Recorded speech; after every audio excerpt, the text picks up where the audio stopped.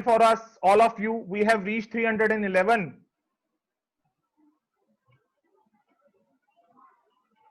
It's a great privilege we have with us today Miss Bhavani Devi.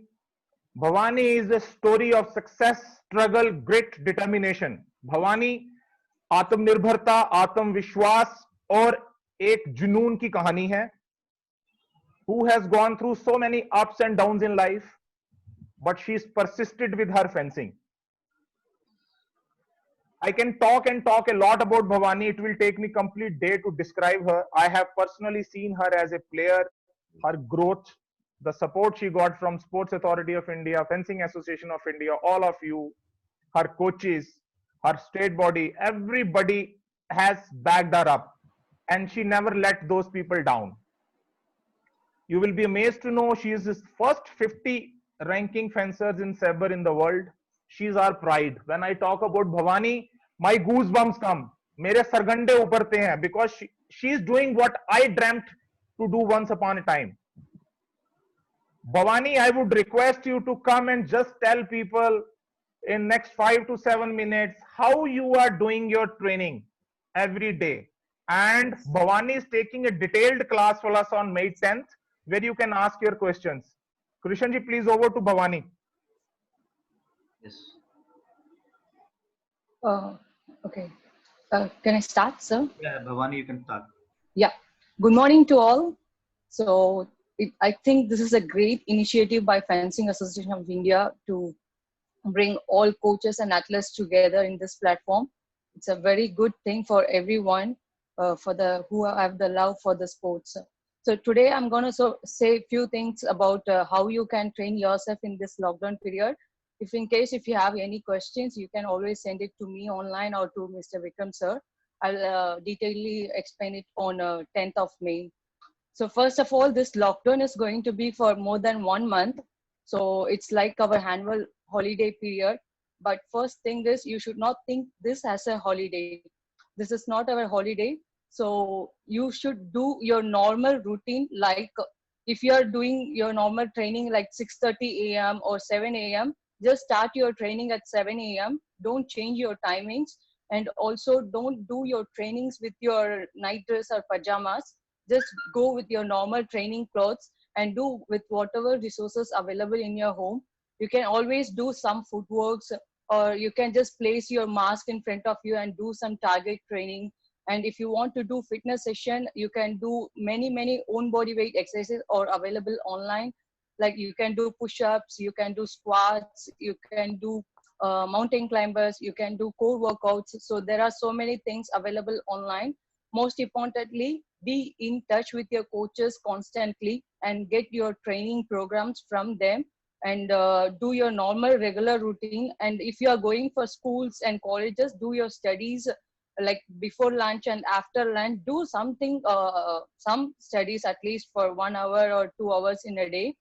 And if you are like using more your phones, just scrolling Instagram pages and Facebook pages, don't just scroll, just try to post something and be creative in that way, and try to be more productive in this period. This is the best time you can give to yourself. So you can learn new languages, new courses which are available online. So try to learn something every day new, whether it is on fencing or whether it's about educational or it's about some other activities. Just try to learn, keep your learning thing goes on. And you can always, of course, this is the best. We as an athlete never spend much time with your family and with your siblings. So for me, this is the best time that I'm staying with my home, with my mom and with my siblings. So try to be more close with your parents and siblings. Be involved in your household works, especially for children. This is not a good period for children because they have to be more active outside, but unfortunately this situation is helping making us to stay home. So parents, make your children's help with your household works, make them clean your house, to help them in cooking, to make them to help in your cookings. Try to Bhavani, if I may interrupt, Bhavani, if I may interrupt, okay, yeah. Bhavani, can you tell them ki in absence of coach, in absence of training facilities, in absence of practice partner, how you do your training every day during lockdown? If you can tell it how you have improvised your training, that will be So much yeah, better. yes. So I have terrace at my home. So I do footworks and I place my fencing bag and put over my mask on the top of it, and I'm doing partner workouts like with my fencing bag, like a target training. So I do step lunges, two-step lunges. What I do with my coach, I do with my fencing bag and the mask. So yeah, you can also do the same, and just be more creative in your training. Just if you want to improvise on some action, just do that repeatedly until you get it right or until you get it wrong. So this is the best time you can improve more on yourself, and if you have injury, you can train just enough your body needs. You can recover from that. And yes sir, so I think this is the Bhavani, best time you can. Bhavani, can you tell me, have you changed any, have you brought any change in your nutrition, your food? Because obviously rate of perceived RP is not as it is in the actual, because you are not burning as many calories as you do during the actual training. So you have brought some changes in your nutrition? uh, Yes, but yes, I'm having South Indian food, but with the right quantity. I don't eat much.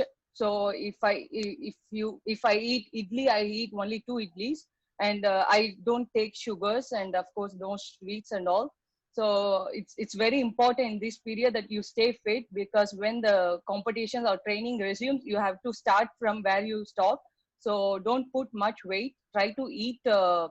Well, don't take sugars and sweets, and have more water because it's summer.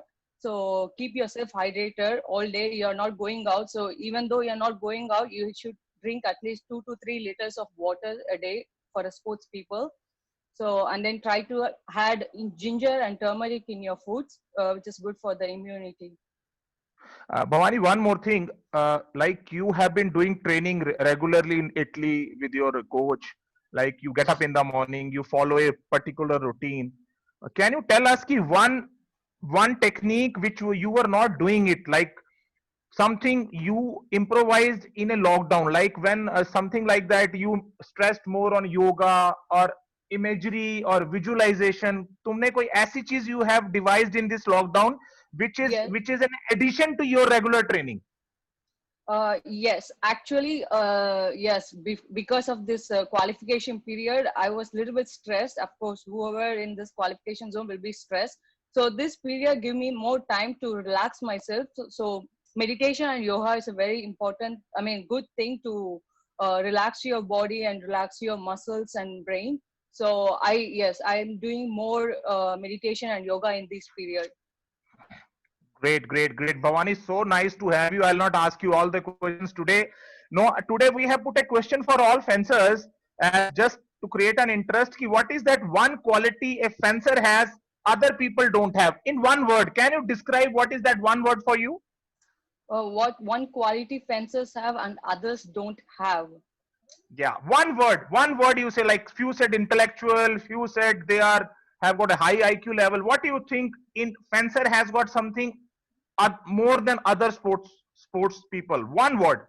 Yeah, I think flexibility. I mean, not physical thing. It's about adaptable to any situation and any sports, and in any tough situations, because fencing is a sport where you have to think very quick, and yeah, and you have to do it in that time itself. So in that way we can tackle any kind of situation in our life. And yeah.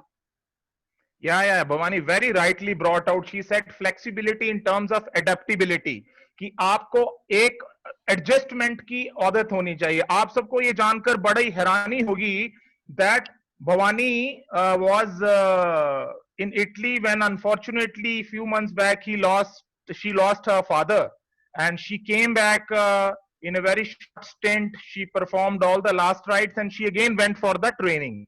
That is one kind of adaptability. You have to be ready to face so many circumstances, but you should understand what is your main aim. As Abdul Kalam said, ki there are two most important days in our life: the day we are born, and second day we come to know what is the reason we are born for. And Bhavani is on the right track. She knows she has to go to the Olympics and she has to raise Tiranga high. Best of luck, Bhavani. We will Thank keep you. troubling you later on also. But do well. Thank We you. are all proud of you. Sai and Fai, thanks you for this wonderful time. Thank you very Thank much. you very much. Thank you very much, sir. Thank you very much. Now, Kosa, may I request you to come to the speaker of the today? We have got a class on saber refereeing, and when I was making the program, जब मैं program बना रहा था, तो I could not imagine better person available in India than my very dear friend, a colleague, a sportsman. We started fencing almost together, and with his grit, his determination, his straightforwardness, his knowledge of the fencing, he in fact has reached the place where he has been an international referee. He has been a national champion also earlier. As a friend and a colleague, we belong from the same place. We worked under a same coach, Shotulal sir, who's also on the chat today. It's my honor to introduce to you Mr. Rashid Ahmed Khan, one of the best talent country have in the field of fencing and especially in refereeing. I learn a lot from him. It is your opportunity to learn. Over to you, Rashid. My request, please be in Hindi and English together. Maximum Hindi, less English. Over to you, Rashid, for the wonderful session. Best of luck. Thank you so much, Vikram. Hello and good morning to everybody. First of all, I am highly thankful to the Sports Authority of India and Fencing Association of India for this great initiative to conduct the online Zoom classes for fencing fraternity. To upgrade their existing knowledge, I'm also thankful to my friend Vikram Singh Jamwal and Krishan Kumar, coordinator and host of this Zoom session. And I also thankful to Bhavani Devi for their good words. As all you know, my name is Rashid Ahmed Chaudhary. I am FIB grade saber referee and I belongs to Jammu and Kashmir. Now, without wasting any time, I move towards the today's topic, that is the saber referee.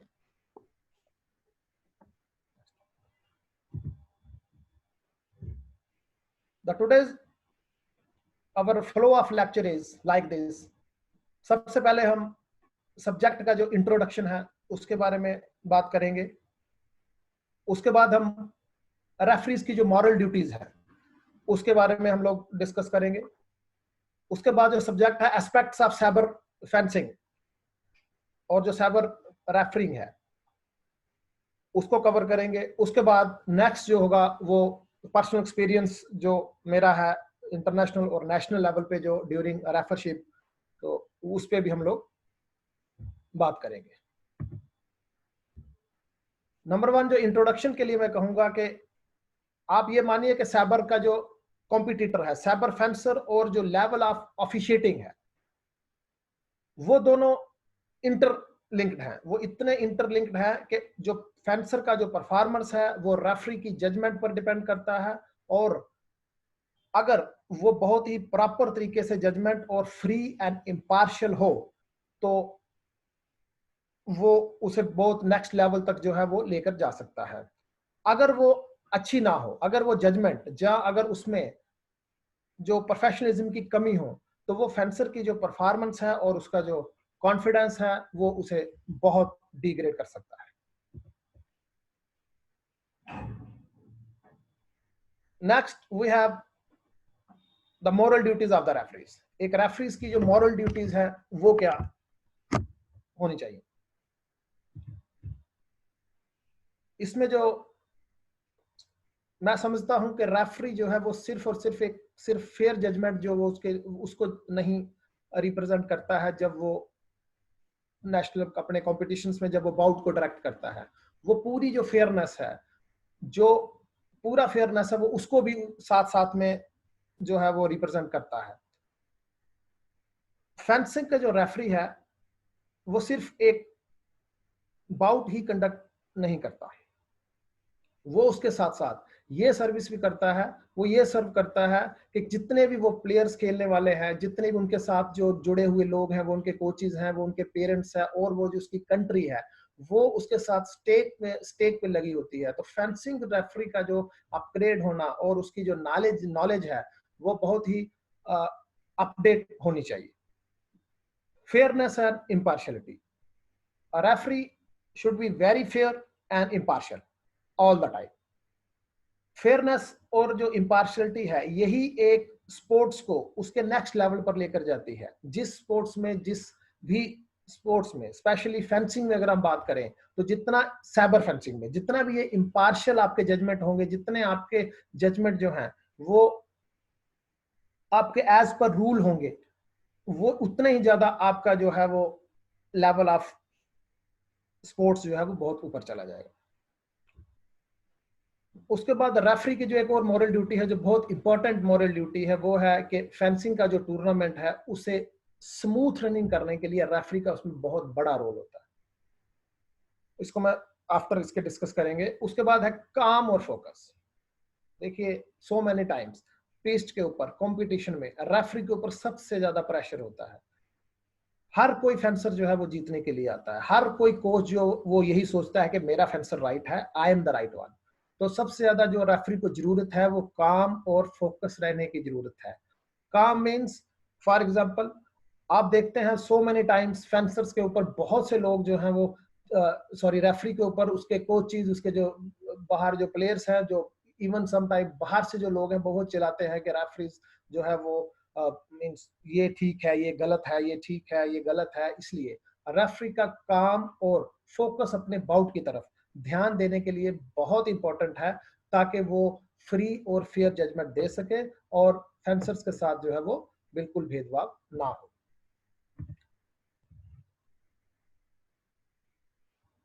Another thing is, Rashid जी एक minute, Rashid जी screen में लाइनें आ रही हैं, अगर आप इसको screen को पूरा, आपने सिर्फ पीपीटी में डाला है, स्क्रीन पूरी लार्ज करें नीचे से खोल के, थोड़ा पावर पॉइंट में वो एक पूरा लार्ज कीजिए, बड़ा कीजिए पूरा इसको please.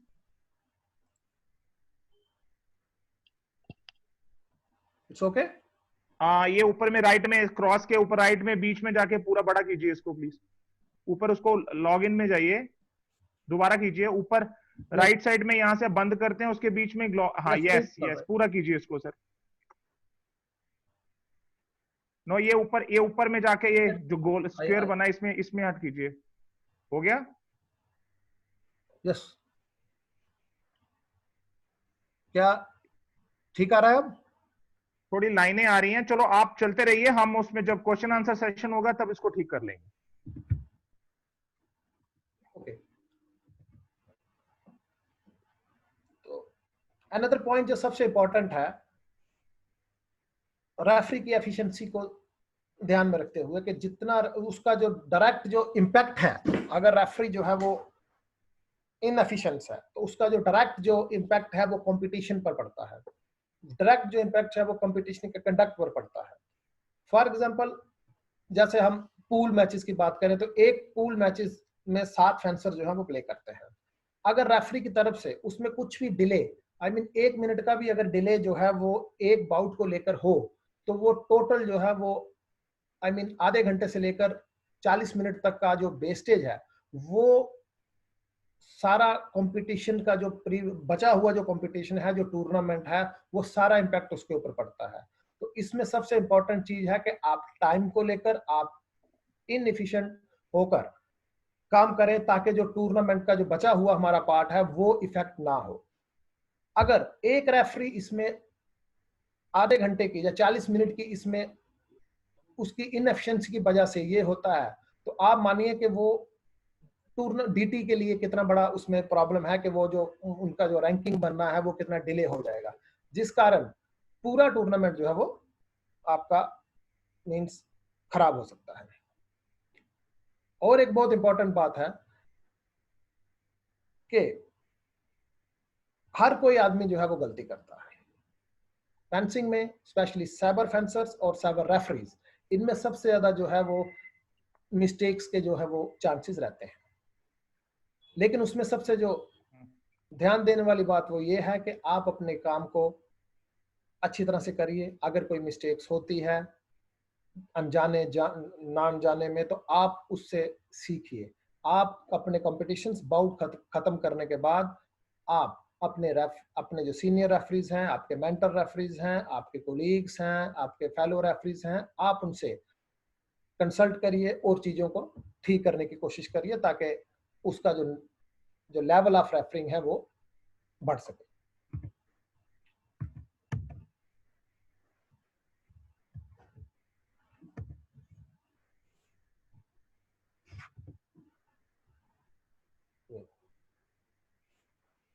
Wait for a while, please.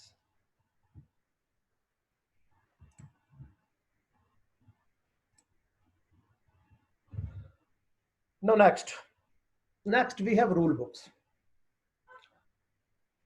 देखिए जो मोस्ट इंपॉर्टेंट जो पार्ट है वो फेंसिंग रेफरीज के लिए वो है rule book. A rule book is like a holy book for referees. आप जितना ज्यादा रूल बुक्स को पढ़ेंगे, आप जितना ज्यादा रूल बुक्स को आप स्टडी करेंगे, उतना ही आप जो है वो बेटर डिसीजन दे पाएंगे, उतना ही आप फेंसिंग को बेटर अंडरस्टैंड कर पाएंगे. ये एक बहुत बड़ा टॉपिक है rule book. Fencing rule book जो है उसके 4 मेन पार्ट हैं.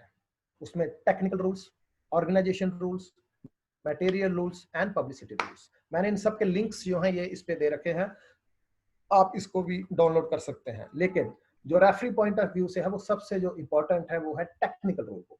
रशीद जी, सॉरी रशीद, आपका जो चैट बॉक्स है इसको मिनिमाइज कर दीजिए. Chat box that's already minimise. Okay, now it is better, now it is clear, thank you. Okay, तो जो मोस्ट इंपॉर्टेंट जो टेक्निकल जो पार्ट है वो है टेक्निकल रूल्स फेंसिंग रेफरी के लिए. मेरी इसमें एक रिकमेंडेशन है कि हर एक रेफरी जो है उसके मोबाइल में, हर एक फेंसर है उसके मोबाइल में जो आपका अपडेटेड रूल बुक है वो डाउनलोड होना चाहिए. तो जो टेक्निकल रूल बुक है, हम जितने भी फेंसिंग जो है हम उससे बाहर नहीं जा सकते. इसमें मैं ऐड करूंगा कि as far as coaching and officiating is concerned, coaching में आप लोग अपने आइडियाज जनरेट कर सकते हैं. आप अपनी तरफ से कर सकते हैं कि किस तरह से आप नया टेक्निक जो है वो डेवलप कर सकें. But as far as rule is concerned, आप रूल बुक से बाहर बिल्कुल नहीं जा सकते. तो मेरा इसमें यही रिकमेंडेशन है, आपसे कहना है कि आप अपडेटेड रूल बुक जो है वो बिल्कुल पढ़ते रहिए ताकि आप अपडेट रहें और आपका जो डिग्निटी है वो ड्यूरिंग कंपटीशन, ड्यूरिंग पिस्ट पे वो मेंटेन रहे.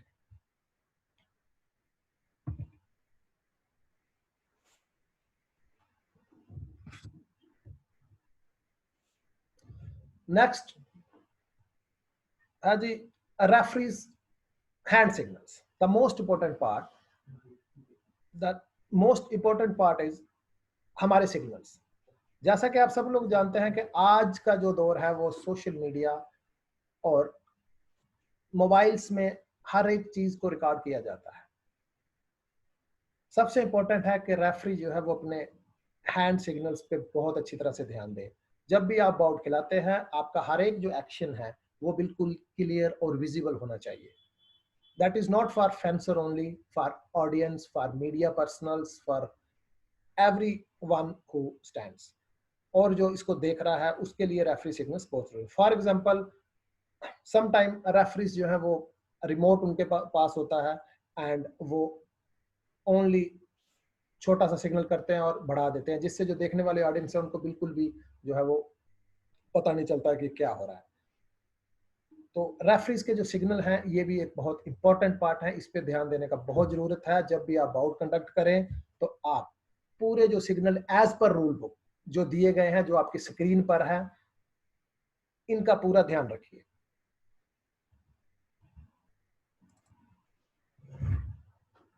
Next part is penalty cards. In fencing, especially in sabar, we use 3 penalty cards: yellow, red and black. आप सब जानते हैं येलो कार्ड, ये जब भी आपको किसी को वार्न करना है, जो एज पर रूल्स जो फेंसिंग के हैं उनकी अगर कोई फेंसर खिलाफ वर्जी करता है पिस्ट के ऊपर, तो आप उसको येलो कार्ड से वार्न करते हैं. अगर वो कुछ दूसरे रूल जो है वो उनका खिलाफ काम करता है, उसमें हम आपको उसको रेड कार्ड जो है वो शो करते हैं. And third one is black card. Black card जो है ये सबसे आप कहें कम फेंसिंग में यूज होता है, लेकिन इसमें सबसे ध्यान रखने वाली बात यह है कि ये कब कब हम लोग यूज करते हैं। जो ब्लैक कार्ड है, जब आपको किसी को एलिमिनेट करना है फ्रॉम द कंपटीशन, तो आप उसको ब्लैक कार्ड दिखाते हैं। जब आप किसी को फेंसिंग के जो एंटी बिहेवियर में जब कोई काम करता है, तब भी हम उसको ब्लैक कार्ड दिखाते हैं। लेकिन जब हम एलिमिनेशन का ब्लैक कार्ड दिखाते हैं, तो हम must we consult with the DT. तो ये जो कार्ड है, ये बहुत इंपॉर्टेंट है। रेफरी को अपनी जेब में, अपने पॉकेट में हमेशा जो है वो कार्ड जो रखने चाहिए। और कार्ड को हमेशा आप एक रेफरी की पावर समझिए कि आप जिस तरह से कोई गलती करता है, please don't hesitate to show the cards. Card is the most important part, जो आपको आपकी काबिलियत और फेंसिंग पर, पिस्ट पर ऑर्डर मेंटेन करने के लिए सबसे जरूरी है। आपको प्लेयर को ये बताना है कार्ड देते बार कि ये येलो कार्ड, ये रेड कार्ड मैं आपको क्यों दिखा रहा हूं, और आपने उसे रिपीट करना है कि ये कार्ड जो है ये मैं आपको इसलिए दिख रहा हूं। Rashid, now we will have a question answer session. If Okay. you are done, okay. Okay. Okay. Now we have lot of questions coming. First question has come in the. It is that ki if fencer X establish a point in line before the start of fencer Y. Hello.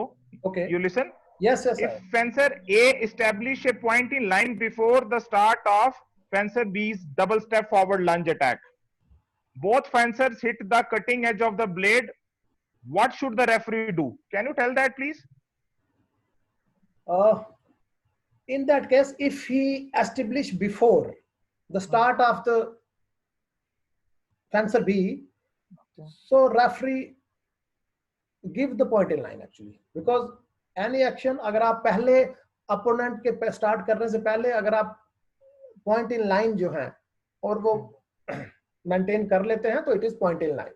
Okay. Second question, fencer A has a yellow card already. Fencer A के पास already yellow card है.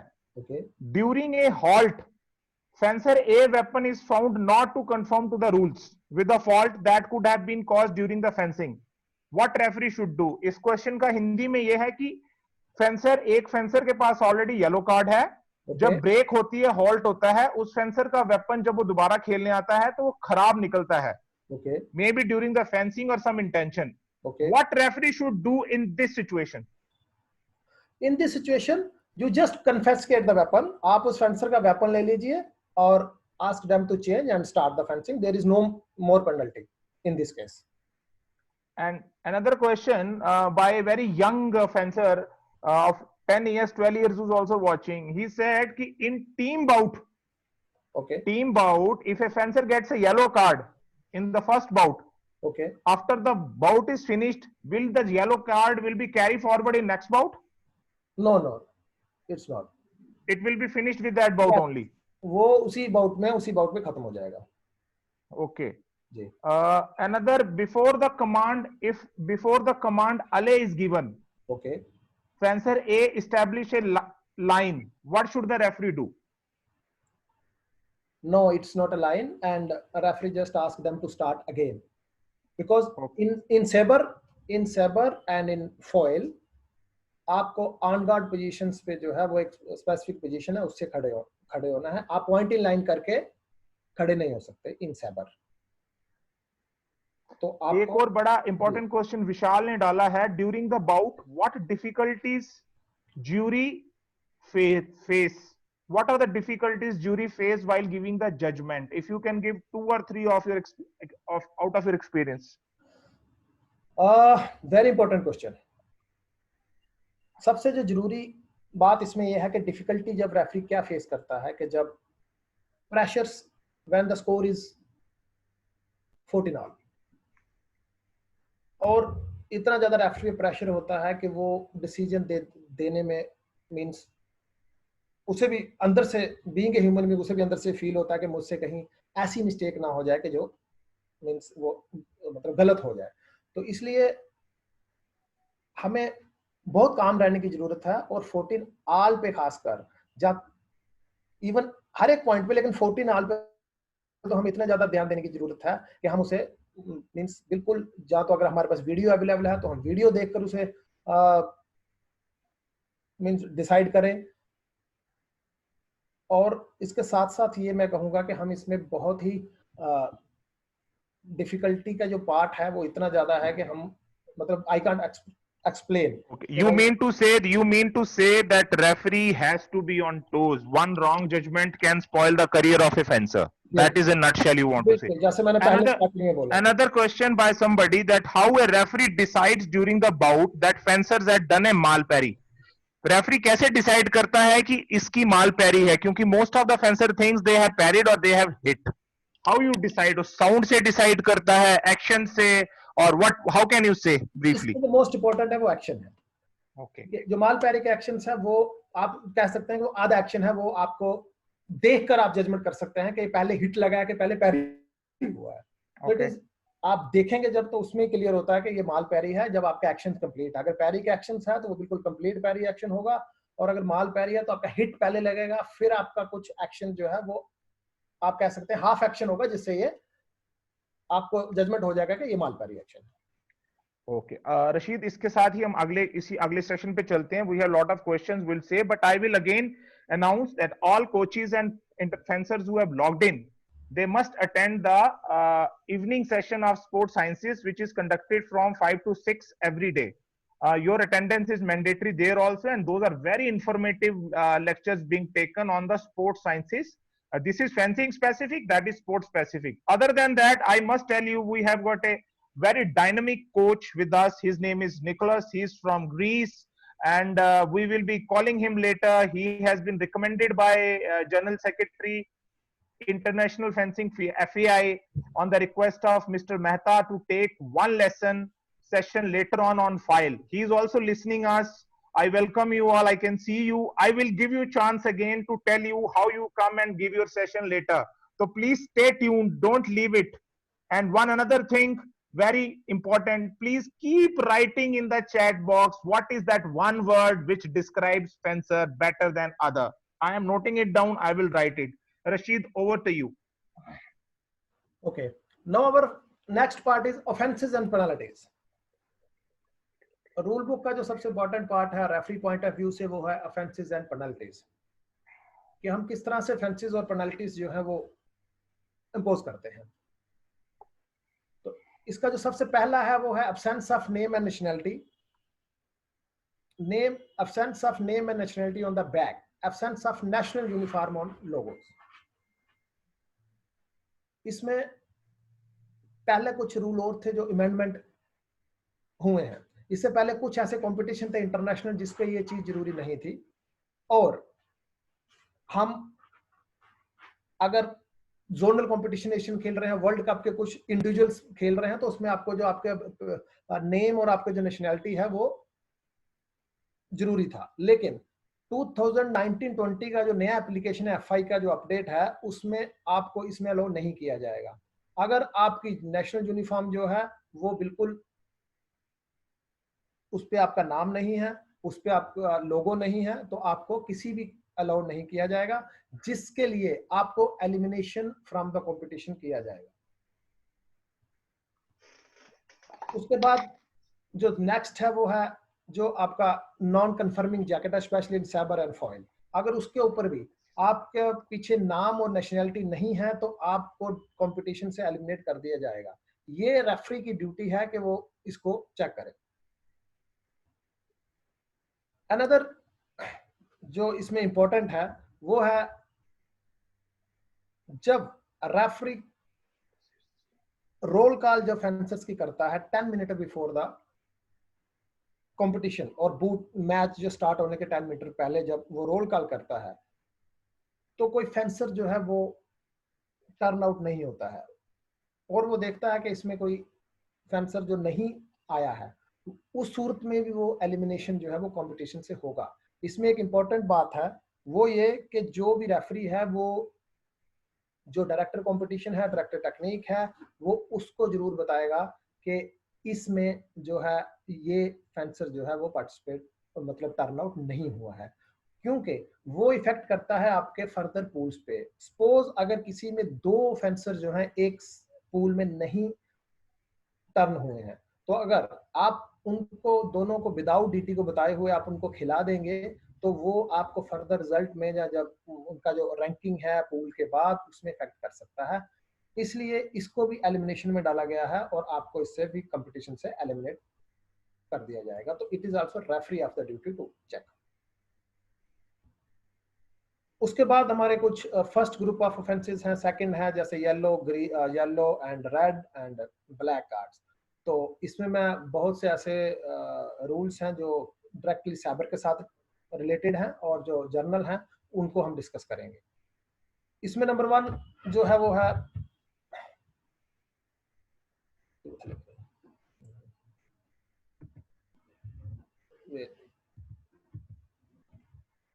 Okay, leaving पिस्ट without permission. आप बिना referee की permission से जो है वो पिस्ट को नहीं छोड़ सकते, इसलिए भी इस गलती पे भी आपको जो है वो फर्स्ट ऑफेंस येलो कार्ड दिया जाएगा। Corps-a-corps to being avoid hit. जब भी आप फेंसिंग करते हैं एक दूसरे के बॉडी के साथ जो आप हिट करते हैं वो भी इसमें बिल्कुल अवॉइड किया गया है, फेंसिंग में फॉरबिडन है और ये भी फर्स्ट ऑफेंस में आता है। इस गलती पर भी आपको जो है वो येलो कार्ड दिया जाता है। और अगर कोई ड्यूरिंग हिट है तो वो हिट भी जो है रेफरी अनाल करेगा।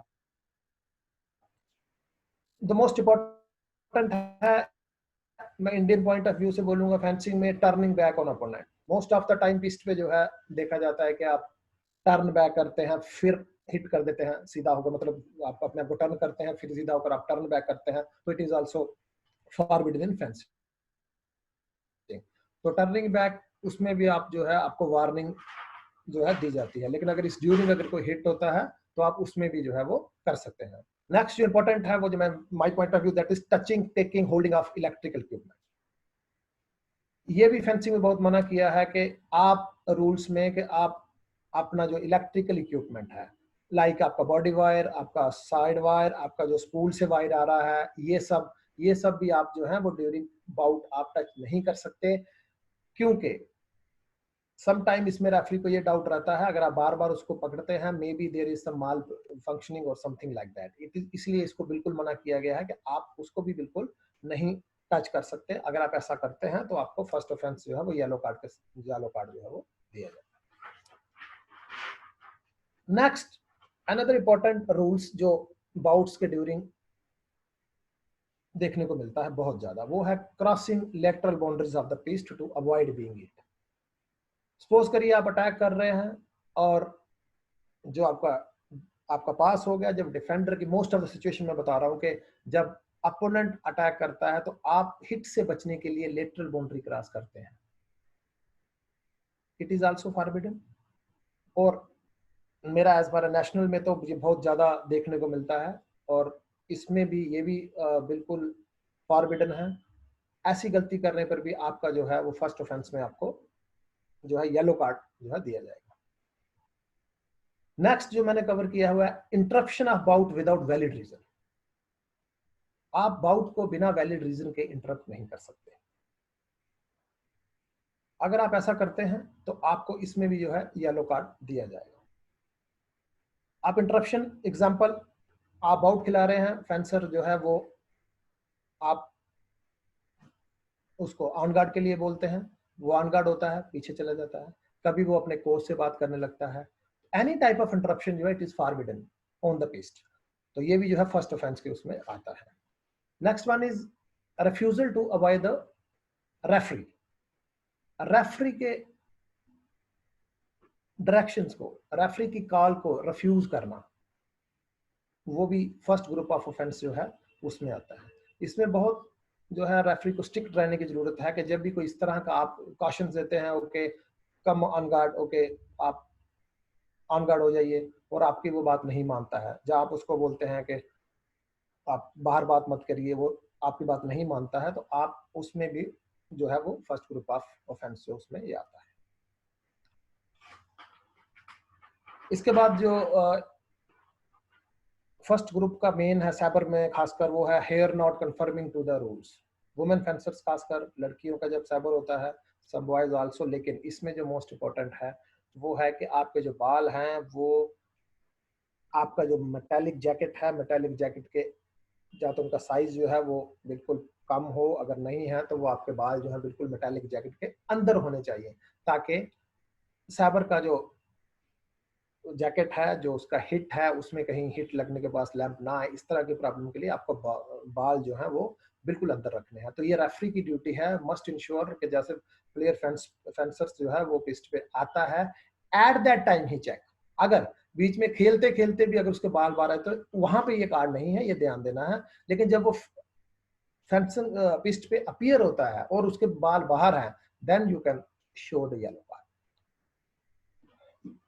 Next one is taking off mask before the referee call halt. आप बाउट खिला रहे हैं, एक फेंसर है वो रिपीटेडली आप हाल्ट ने आपने हाल्ट नहीं बोला और वो मास्क खोल लेता है, that is against the order of the fencing on piste. तो उस कंडीशन में आपको उसे पेनलाइज करना है फर्स्ट ऑफेंस में, उसे आपको वार्निंग देना है सॉरी येलो कार्ड के साथ, ताकि वो फेंसिंग का जो ऑर्डर है वो मेंटेन रहे। Next one is irregular movement on the piste. Hit made with violence or during and after fall. इसमें मैंने कुछ रूल्स जो है वो इंपॉर्टेंट है, वो जो मोस्टली यूज होते हैं वो मैं डिस्कस कर रहा हूँ। जैसे मैंने पहले बताया कि ये बहुत लंबा एक टॉपिक है, अगर हम इस पे लगेंगे तो इसे बहुत टाइम लगता है।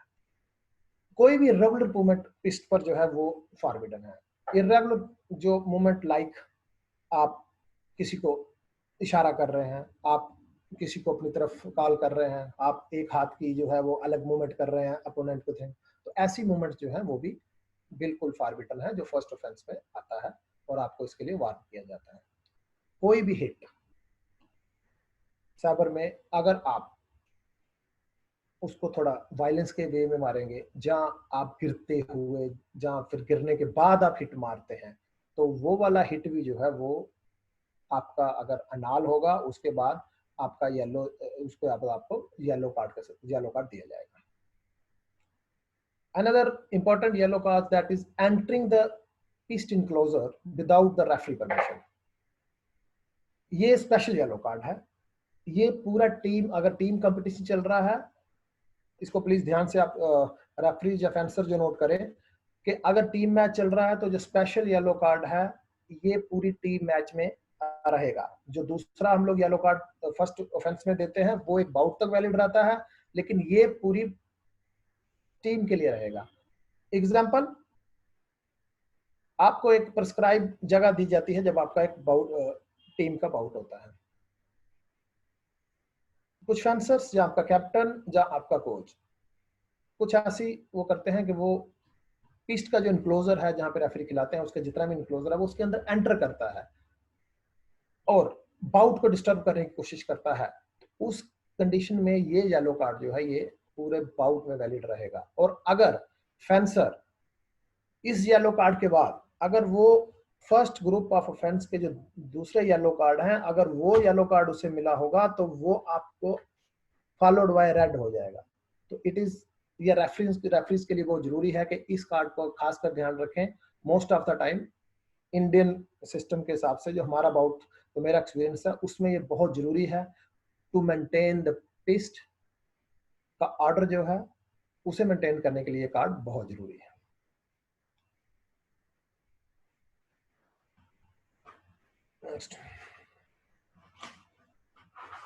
Next is unjustified appeal, casting doubt on the decision of the referee. Unjustified appeal और रेफरी के जो डिसीजन पर डाउट करना, एक पॉइंट का जो फैक्ट है अगर उसके बाद वो प्रूफ होता है तो उस कंडीशन में भी आपको येलो कार्ड जो है दिया जाता है। अब इसमें कुछ नेक्स्ट जो है सेकंड ऑफेंस। सेकंड ऑफेंस में कुछ रूल्स हैं जो बहुत जरूरी हैं। Use of non sword arm and hand. जो आपका फेंसिंग आर्म है उसके साथ साथ आप अगर दूसरा जो आपका आर्म है वो टच, उससे आपको कोई भी एक्शन परफॉर्म करना, मींस आपका ब्लेड को पकड़ लेना या उसके ब्लेड से आपको पैरी करना, ब्लेड से आपको रोकना, ये बिल्कुल अलाउड नहीं है। ये second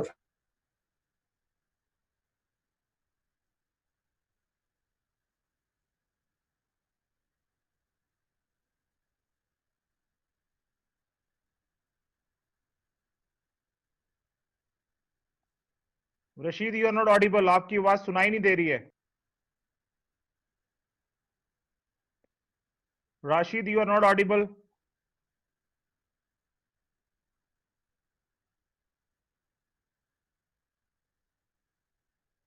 Rashid, you are not audible.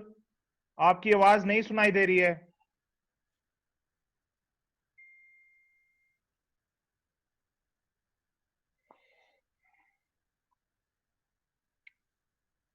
Krishna coach, मेरी आवाज सुनाई दे रही है?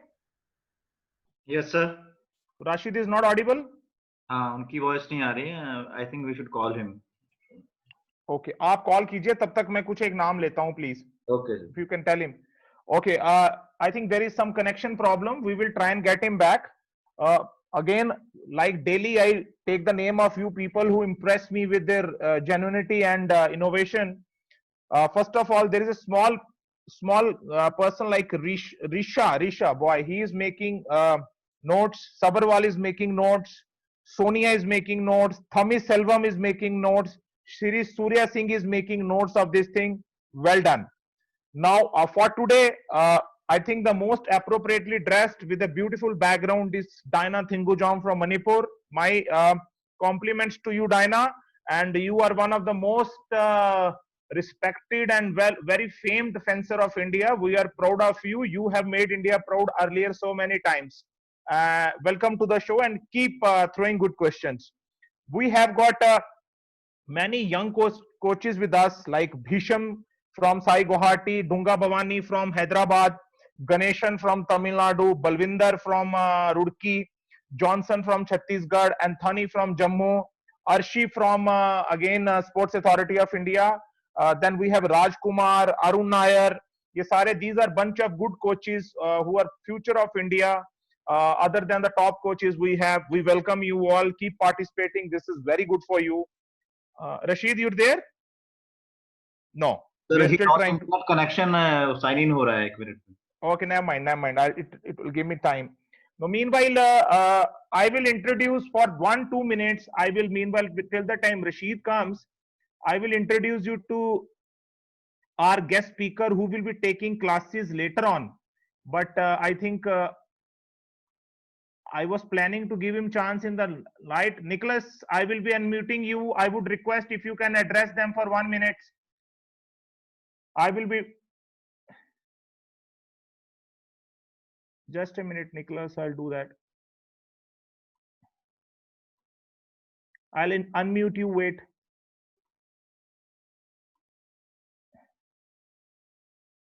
Coach, you can see Nicholas. Yes. Wait, I can unmute him. Hi, Nikos. Welcome to the. I'm Vikram. I'm audible. Yes, of course. Good Hi, morning. Nicholas. Welcome, and it is a great honor to have you on the online coaching program. And I must thank our president and Mr. Emmanuel by referring it to you. I just want to give you 1 minute to tell all the coaches and the fencers who are on the program a little bit about your coaching experience, your playing experience, and what you are going to tell us in your guest lecture, which is planned in the month of May. Over to you, Nicholas.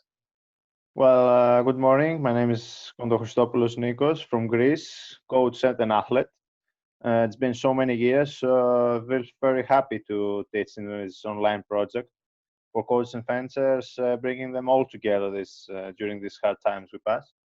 So in my session, we'll talk about the tactical sequences of actions that the foil coach should follow and teach in a fencing lesson at the fencers. After that, if we've got some time, we can develop some technical. We'll discuss about the development of some technical and tactical skills of our fencers, not only during the lesson, but also during their fights in the competition and during training. Some ways in order to discover how we can deal with some fencers like pressing fencers or passive fencers during competitions, more like styles that are more adapted this new kind of fencing all these years. That's what we're going to discuss in our session together. Nicholas, what is your specialization? Which event you specialize? Foil, I suppose. Sorry? Which is the event of your specialization? You play foil, Ippy, or Sabre? No. I play only foil. And coach only foil. Okay, that's great. We would request you during your session, you must give more stress on foil. We will be making you foil specific expert. Yes, of course. And it's great to have you, buddy, on the show. And we are trying to improve fencing under the ministry and the fencing association. Hope for looking forward for a wonderful session. Thank you, Niklas. It's me. Thank you. Thank you. Rashid, are you there? Coach, still there's a problem? I think abhi tak he didn't join. So I would request you if you can unmute Sagar, Lohit, and Ashok Bhai Sahab. We can go ahead with questions. sure. Lohit, you are there?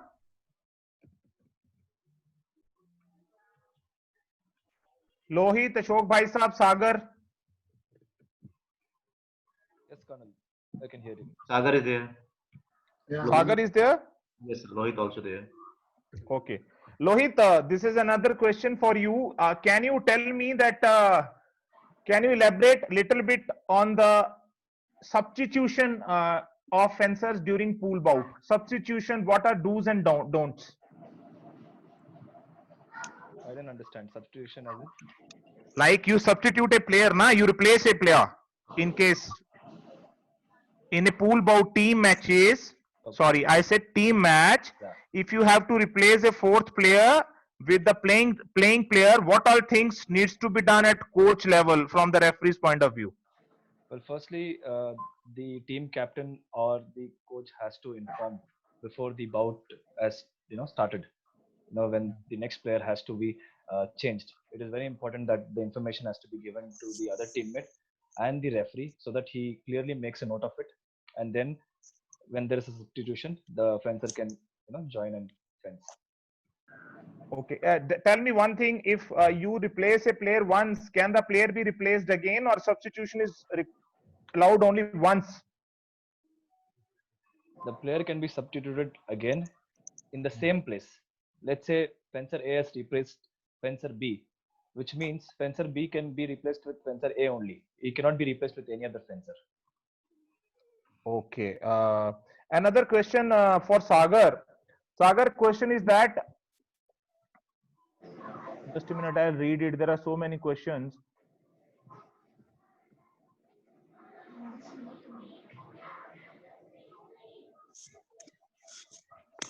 In a team match, if order of the bout is changed intentionally or unintentionally, what should the referee do if he comes to know that it has been changed?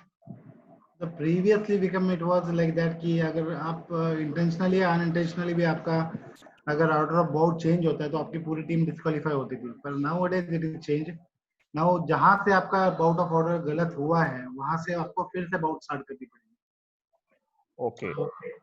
And second question is this: what is the minimum time of rest between two pool bouts? दो pool bouts के बीच what is the minimum time of rest? 5 minutes. And in the individual, same. In the individual it is minimum 10 minutes. Okay, thank you. Now I come to the Ashok Bhai Sahab. Another question given by somebody. He said it is again related to referee only. If says that fencer A is playing the bout of 15 touches, direct elimination or pool, but in between referee finds out that the lady fencer who's playing, she is not wearing a chest guard.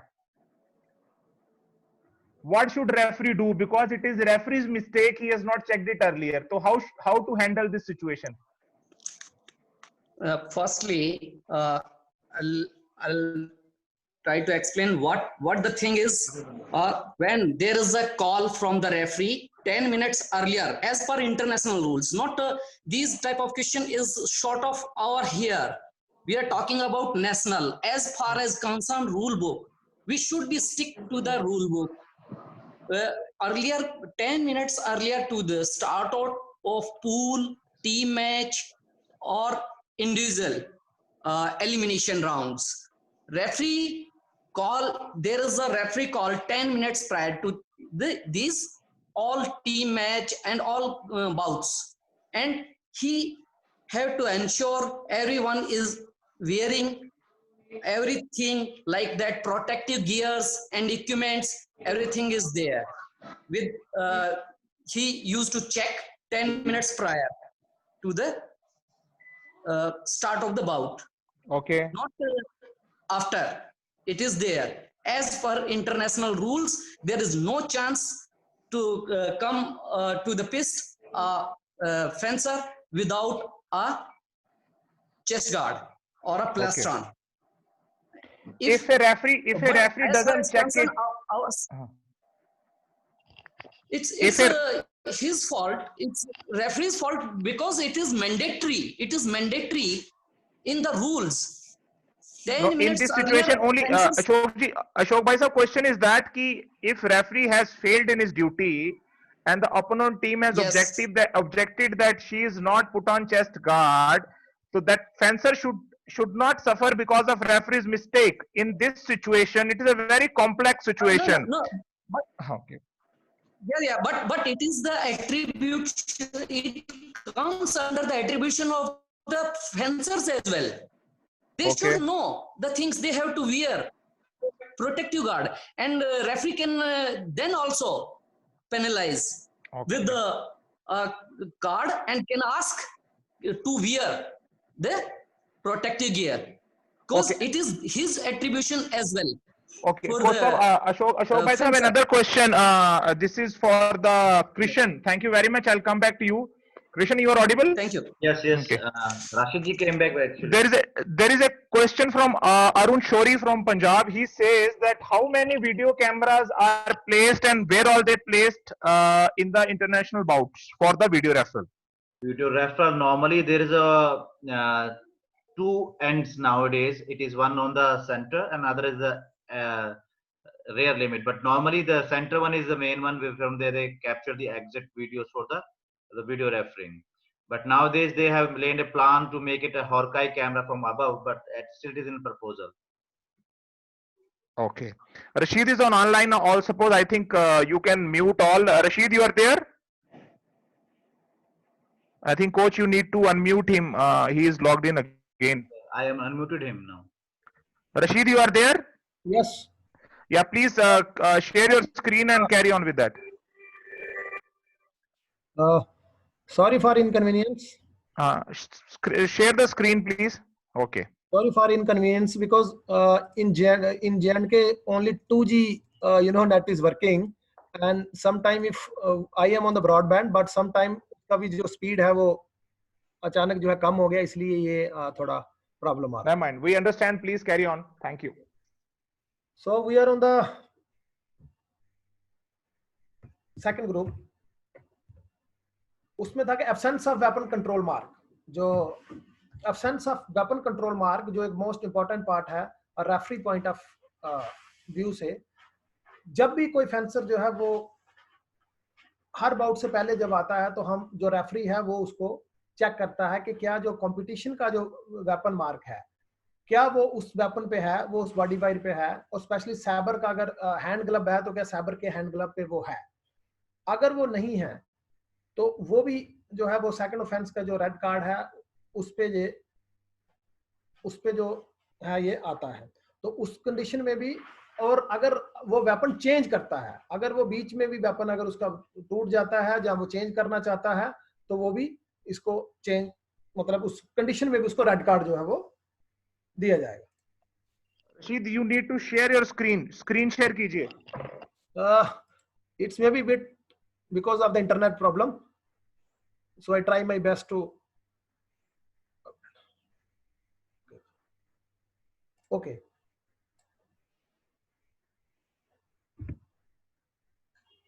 Okay. The next important जो red card के उसमें आता है वो है deliberate hit not on opponent. आप अगर hit जो है वो डेलिब्रेटली किसी आपका जो अपोनेंट है उसके ऊपर ना करके उसके बाहर मारते हैं, और स्पेशली साइबर में जब आपको ये लगता है कि आपका हिट जो है, अपोनेंट का हिट कंप्लीट हो चुका है और आपको उसमें हिट नहीं मारना चाहिए था और आप ऊपर से दोबारा से उसको हिट मारते हैं, तो सम टाइम वो भी जो है वो रेड जो कार्ड है उसमें उस कंडीशन में आता है। नेक्स्ट है एनी डेंजरस हिट, वायलेटिंग और vindictive action, blow with guard और पोमेल। साइबर में मोस्ट ऑफ द टाइम आप जो है देखते हैं कि गार्ड से हिट हो रहे हैं, और कभी कभी तो बहुत ब्रूचुअल जो है आप गार्ड जो है किसी को हिट कर देते हैं, तो वो भी जो है वो कंडीशन, उस कंडीशन में भी आपको रेड कार्ड जो है वो दिया जाएगा।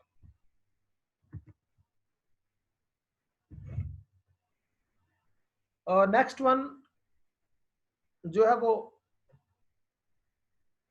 कोई फेंसर अगर आपके बाउट पे जो पिस्ट के जो आर्डर को जो है वो डिस्टर्ब करता है, उसमें मोस्ट सीरियस केसेस में, फॉर एग्जांपल वो खेलते खेलते किसी को धक्का दे दे,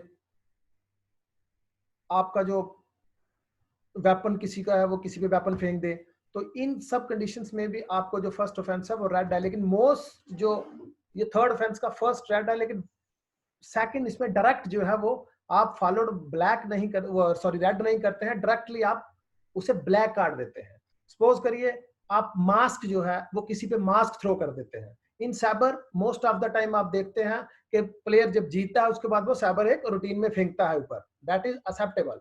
बट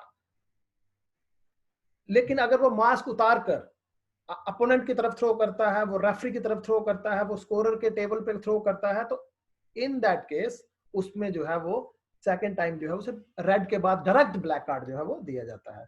तो मोस्ट ऑफ द टाइम ये चीज जो है बड़ी इस पे देखने को मिलती है।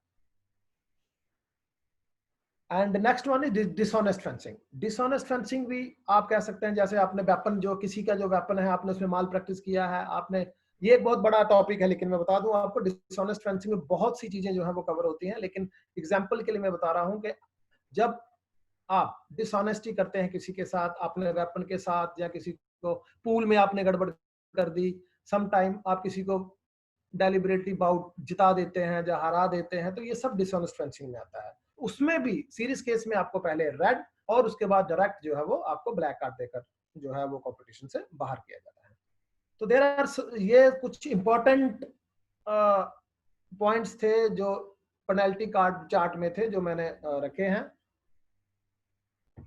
इसके बाद नेक्स्ट जो है वो फोर्थ ग्रुप है, उसमें fraudulently equipment, dope and equipment की alteration, offence against sportsmanship, refusal of offender, अगर कोई अपोनेंट को सल्यूट नहीं करता है, वो कोई किसके साथ खेलना नहीं चाहता, तो ये बहुत, इसमें भी आपको डायरेक्ट जो है वो एलिमिनेट किया जाएगा।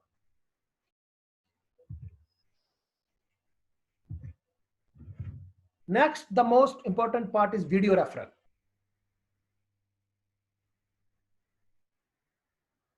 वीडियो रेफरल के पार्ट से मैं आपको कहूंगा कि साइबर में ये सबसे ज्यादा यूज होने वाले और फेंसर्स के लिए सबसे ये एक सुख जो उसे मतलब प्रदान करता है, जो मुझे लगता है कि एज ए रेफरी पिस्ट के ऊपर जो उसको कॉन्फिडेंस देता है, वो है वीडियो रेफरल। हर फेंसर जो है पिस्ट के ऊपर खेलना चाहता है और खेलकर जीतना चाहता है, और उसे यही लगता है कि हर एक टच जो है वो मेरा है, इवन उसके कोच को भी ऐसा लगता है। तो जो उसे सबसे ज्यादा कॉन्फिडेंस देता है वो है वीडियो रेफरल। तो जो वीडियो रेफरी है सबसे पहले उसके लिए इंपॉर्टेंट है कि वो भी एक क्वालिफाइड एफआई जो रेफरी है वो होना चाहिए। अब वीडियो रेफरल के कुछ रूल हैं कि आप किस तरह से वीडियो रेफरी जो है वो वीडियो आप मांग सकते हैं, किस तरह से आप जो है वो कर सकते हैं। सबसे जो पहला रूल है वो यह है कि ओनली फेंसर जो है ऑन द पिस्ट। बहुत बार देखा गया है कि पीछे से उसको कैप्टन जो है वो वहां से बोलता है ओके जी वीडियो रेफरल नेशनल्स में। कभी हम जब वीडियो रेफरल यूज करते हैं, कैप्टन वहां से बोलता है अरे वीडियो रेफरल आप हमें वीडियो रेफरी दे दीजिए, वो डायरेक्ट रेफरी को बोलता है और रेफरी भी जो है वो चला जाता है वीडियो रेफरी देखने के लिए। लेकिन इसमें जो मोस्ट इंपॉर्टेंट पार्ट है, only fencer on the piste has right to request for video referral. जो पिस्ट के ऊपर है वही जो है वो मांग सकता है। एक पूल मैचेस में जो है वो एक वीडियो रेफरल, और डायरेक्ट एलिमिनेशंस में जो है वो 2 वीडियो रेफरल जो है वो उसमें आपको परमिशन है। और जो वीडियो रेफरी है उसके लिए इंपॉर्टेंट है कि वो एक एक्शन को मैक्सिमम 4 टाइम जो है वो उसकी रेपिटेशंस देखे, इंक्लूडिंग रियल एक्शन। ये इंपॉर्टेंट है कि वो 4 बार देखे इंक्लूडिंग रियल एक्शन। और ये किस किस जो मेन रेफरी है वो किस किस की रिक्वेस्ट पर जो है, नोट करें प्लीज, वो किस किस की रिक्वेस्ट पर वीडियो रेफरल जाकर देख सकता है। सबसे पहले एथलीट की रिक्वेस्ट पर। नंबर 2, अगर स्कोर 40 ऑल है। नंबर 3, उसका अपना इनिशिएटिव, उसका अपना इनिशिएटिव कि रेफरी को अगर लगता है कि कुछ एक्शन ऐसा हुआ है कि उसे पता नहीं है, वो कभी भी जाकर वीडियो रेफरी देख सकता है। And number 4, on the request of video referral, जो वीडियो रेफरल है वो उसकी रिक्वेस्ट पर भी जाकर जो है वो वीडियो देख सकता है। अब इसमें है कि क्या एक वीडियो रेफरल के लिए प्लेयर आपको जो आपने देख चुके हैं, क्या उसको प्लेयर जो है वो दोबारा से रिक्वेस्ट कर सकता है? नो। आप एक बार ही रेफरी को रिक्वेस्ट कर सकते हैं सेम एक्शन के लिए जो आप देखकर आ चुके हैं कि आप वापस जाइए, नॉट पॉसिबल। तो ये कुछ जो रशीद एक क्वेश्चन है, आई थिंक ये एक एप्ट जगह है उसको आपके द्वारा आंसर करने के लिए। Question goes like that, if both the fencers are on 14 each. Okay, this question has come from Nepal, that is why I am taking opportunity to tell that. Both the fencers are 14 each. One fencer hits, there's a single hit. Okay. He gets a point. Okay. A referee has not given a judgment abhi because it comes on the scoring sheet, scoring machine. In happiness, he throws his mask up, it hits the referee or somebody and he gets injured. And referee gives him a red card. Yes. What will be the result? The bout will be played again or the other one will win? How you handle this situation? If he throw the mask on the referee, on the opponent, okay, on the up, he throws up और उस पे दोनों में से किसी एक पे गिर जाता है. It depends upon intentional. It has to be intention. Yes. Attentions पीछे क्या है वो मैटर करती है, क्योंकि most of the time cyber में प्लेयर्स जो है वो मास्क उछालते हैं. Okay. Most of the time जो मास्क है वो प्लेयरों को, दूसरे प्लेयरों को या कोई कभी किसी को वो विदाउट इंटेंशनली लगते हैं, तो वो रेफरी उसको इतना वो नॉलेज नहीं देते हैं. हम इस पे थोड़ा बाद में भी डिस्कस करेंगे. दूसरा क्वेश्चन है इसी से रिलेटेड कि एक I will not name the coach, एक कोच था, उसने in one of the world championships he went on 14 each, he checked the referral, he gave a point. Okay. Fencer A wins. Okay. But fencer B objects, he again goes, check the video and change the point. As I already, coach I am mentioning in this situation, yes, this is against the moral or ethics or no, some technical, what is it? It is not the moral ethic, it is a rule book actually. Okay. As I already told के rule book में है कि आप एक action को एक बार देखेंगे और उसके बाद जाकर डिसीजन देंगे. Okay, that means it is only allowed once. Okay. Allowed once. Okay, please continue. We will come. I will request other experts also. जो मैंने पहला question पूछा था उसके आंसर पे if they want to add on later on. Thank you. Okay. And one more important thing, जैसे आपने पहले कहा कि even if score are 14 all, अगर score 14-14 है और single lamp आता है, in that situation also referee must go to the video referee and see the action together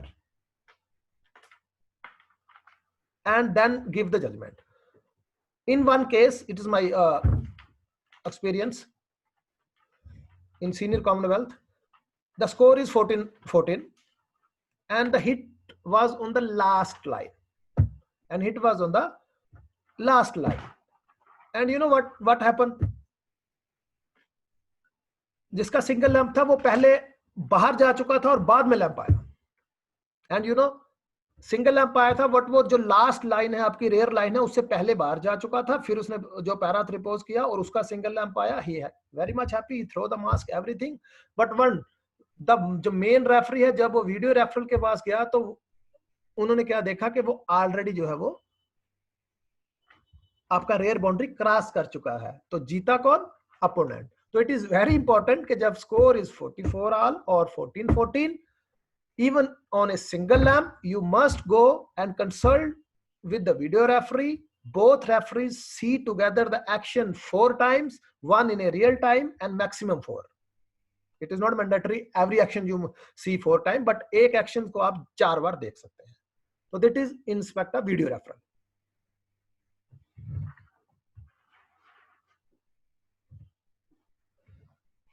Now we move the score sheet, the most important part.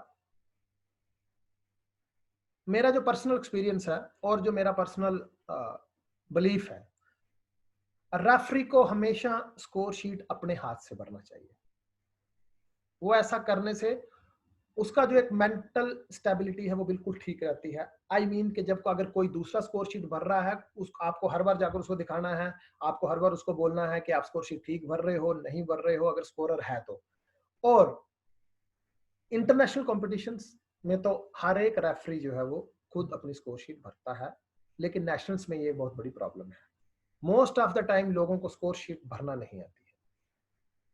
ये ऐसा मेरा experience है national में. Maybe you agree with. और friends, score sheet को भरने का एक सीक्वेंस है जो आपकी स्क्रीन पे है. हम लोग बहुत बार उसमें D0, V4 लाइक दिस करके भरते हैं, लेकिन इसका जो इजी और सबसे जो आसान वे है वो ये है कि आप विक्ट्री को 5 लिखें, सॉरी V लिखें विक्ट्री को, और जो आपने स्कोर किया है दूसरे फेंसर ने उसका आप नंबर्स लिखें, लाइक V2, V3, V3. इससे जो है वो ये बेस्ट सीक्वेंस है स्कोर शीट भरने का. इस स्कोर शीट में आगे टच, रिसीव्ड एंड ये सब दिए हैं, आप इसको छोड़ दीजिए, बट जो मेन फोकस है वो है कि आप इस तरह से स्कोर शीट भरें. नंबर 2, स्कोर शीट के ऊपर वीडियो रेफरल, स्कोर शीट के ऊपर कार्ड्स, स्कोर शीट के ऊपर मेडिकल इंजरीज, ये जो है ये नोट करना बहुत इंपॉर्टेंट है, क्योंकि स्कोर शीट ही जो है वो आपका रिकॉर्ड जाता है. अगर इसमें कुछ गलती होती है तो वो डायरेक्ट उसका जो रिस्पॉन्सिबल है वो सिर्फ और सिर्फ रेफरी है.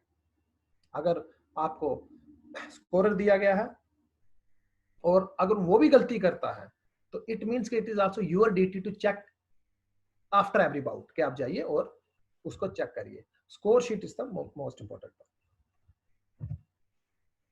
Now the most important part of this is the convention in sabre. मैं कुछ कन्वेंशन जो है वो डिस्कस करूंगा. उसके बाद हम जो वीडियोस का सेशन है वो बहुत उसमें बहुत सी क्लियरिटीज होगी कि क्या रेफरी सोचता है जब वो डिसीजन देता है, वो क्या चाहिए उसे पिच के ऊपर, आई मीन कि उसके स्कोरिंग और ये सब चीजें. द पॉइंट इन लाइन, इसमें मैं थोड़ा कल जैसे मिस्टर सागर और कृष्ण ने काफी इस पे डिटेल में बात की है, और मैं उसकी कोचिंग पे ना जाकर मैं सिर्फ ये देखूंगा कि व्हेन ए रेफरी स्टैंड उसके क्या क्या जो है वो देखना चाहिए.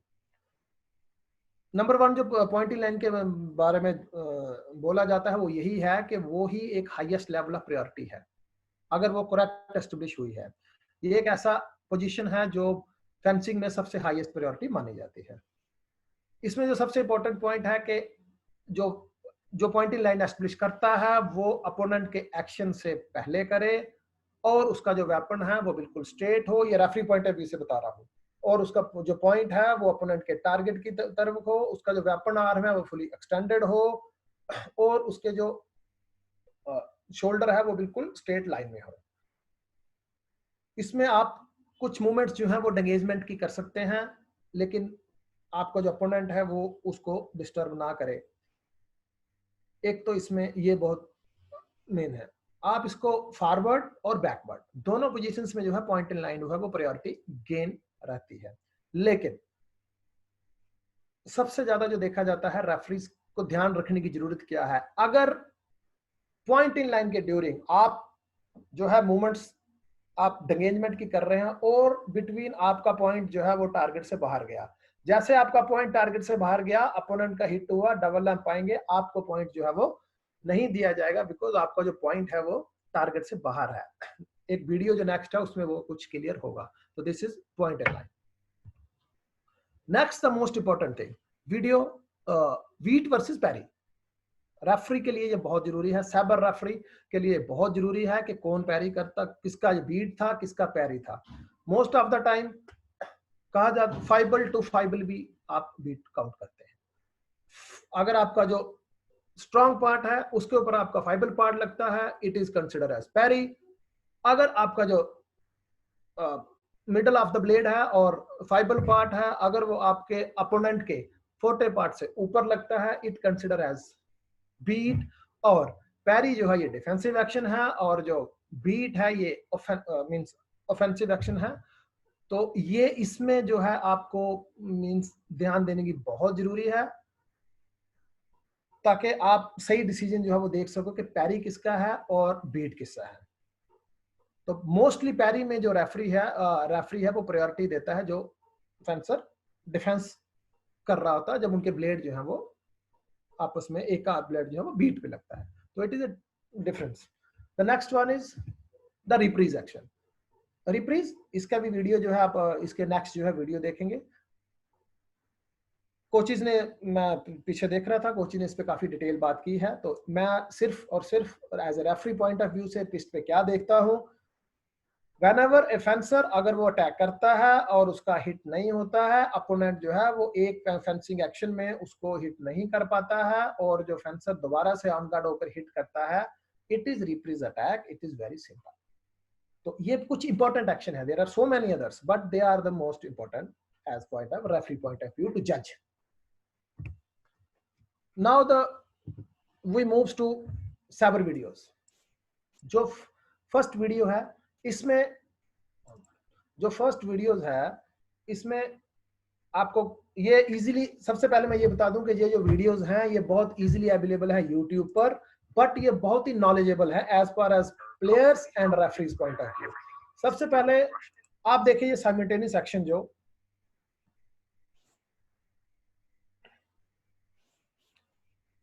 कुछ एक्शन इसमें साइमल्टेनियस एक्शंस है, आप देखेंगे अपनी स्क्रीन पर कि किस तरह से दोनों फेंसर्स ने पहले स्टार्ट किया और उसके बाद दोनों 4 मीटर में इन आए, उसके बाद वो सेपरेट हुए और एक साथ हिट किया। This is the most important videos जो आप अपनी स्क्रीन पर देख रहे हैं। और ये वीडियो देखकर आप डाउनलोड करके नेक्स्ट देखिए, दोनों ने एक साथ स्टार्ट किया और उनके आर्म्स देखिए आप, दोनों के जो आर्म एक्शंस हैं वो ऑलमोस्ट वीडियो शेयर नहीं हो रही है, ठीक है। और बिटवीन 4 लाइंस में जब आपके आर्म्स जी वीडियो शेयर करो, वीडियो शेयर करते हैं, वो भी साइमल्टेनियस एक्शन है। इसमें आपको ऐसा लग रहा है कि जो फेंसर जो लेफ्ट है, रशीद जी वीडियो शेयर नहीं हो रहा, धीरे धीरे करो।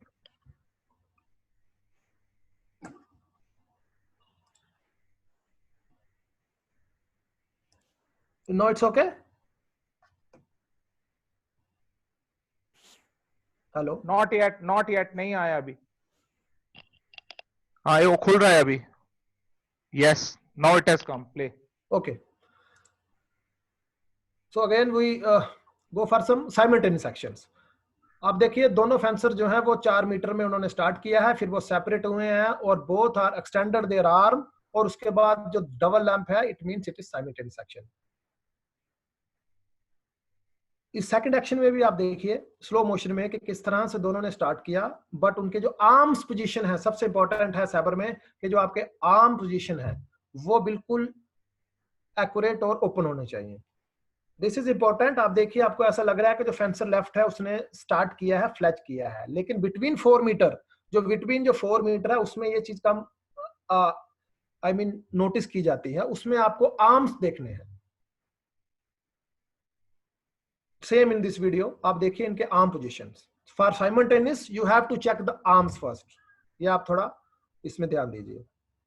आप देखिए दोनों ने स्टार्ट किया, दोनों के आर्म्स एकदम इकट्ठे हुए हैं। ये 5 एक्शंस के कुछ वीडियो हैं, देखिए आप उनके आर्म्स का सबसे जो साइमल्टेनियस है उसमें आपका जो आर्म है वही देखना है। अब एक सिंपल अटैक, अब आप देखिए सिंपल अटैक किस तरह से होता है। साइमल्टेनियस के बाद एक simple action of fencer right को देखिए वो किस तरह से स्टार्ट करता है, go forward and extend your arm, hit first then land. See, तो ये बहुत सिंपल है, बट ये रेफरी पॉइंट ऑफ व्यू से देखने के लिए बहुत जरूरी है। अगेन देखिए उसने पॉइंट इन लाइन, बट क्योंकि वो नहीं कर पाया, बट वो कंटिन्यू फॉरवर्ड जा रहा है, वो राइट ऑफ वे उसके पास है, तो उसे कोई प्रॉब्लम नहीं है उसे हिट करने के लिए।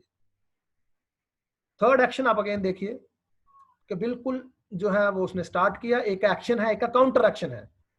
तो अगर आप देखेंगे कि राइट ऑफ अटैक जो है वो राइट है और लेफ्ट के पास जो वो काउंटर एक्शन है, तो it is very easy to जज। Again, it is very simple. He start and finish with the blade and a half lunge. So this is simple attacks. Again, देखिए fencer from left.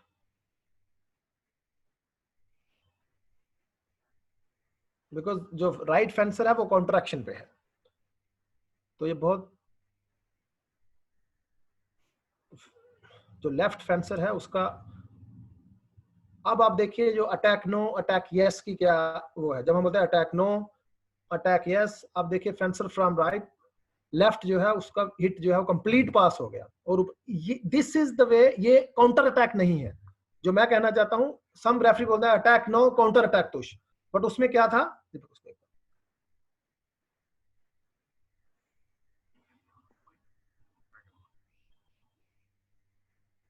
This is attack no attack तुष,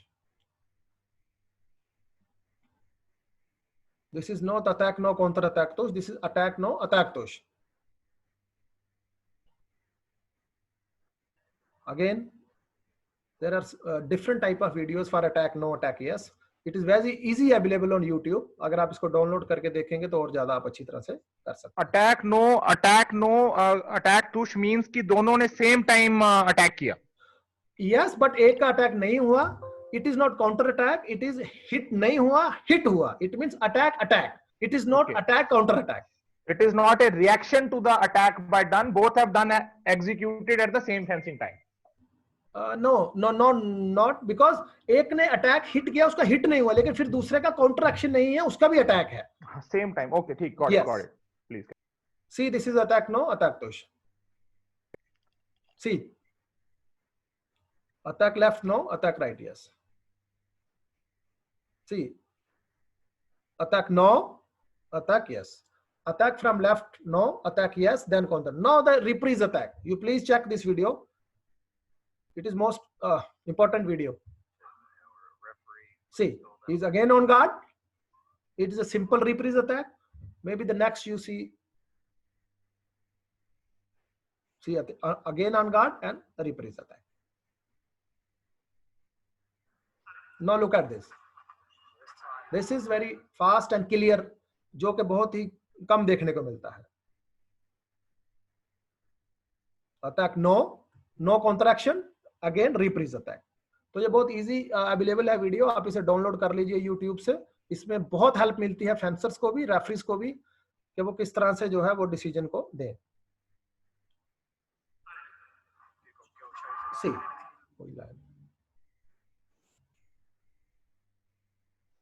attack no, no counter action and the reprise attack.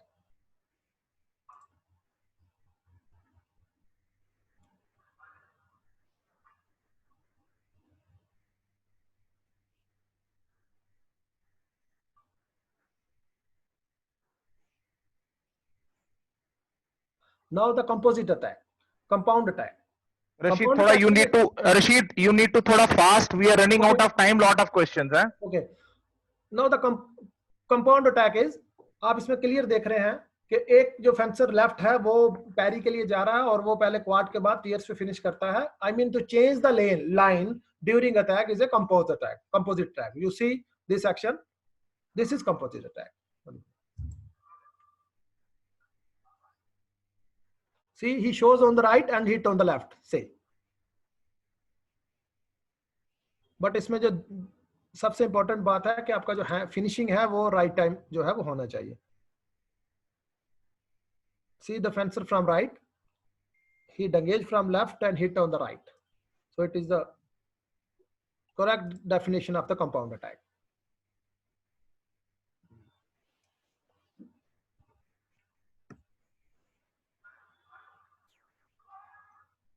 preparation attack. Now the parry riposte back, most important, but very easy to judge, but most important. See, this is quad parry, simple.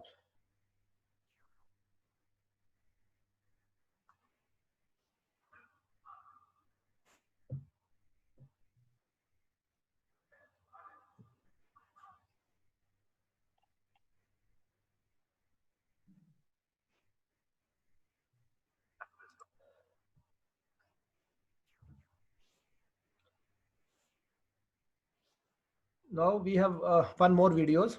अभी एक video है जिसमें कुछ और actions हैं जो बहुत ही clear हैं, जो हेल्प करते हैं रेफरी को जज करने के लिए और फेंसर्स को लर्न करने के लिए. Right of way, right of attack.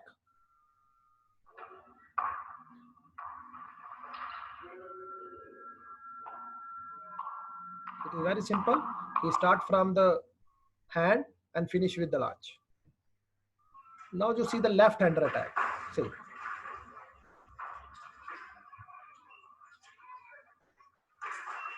We also finish with the lunge.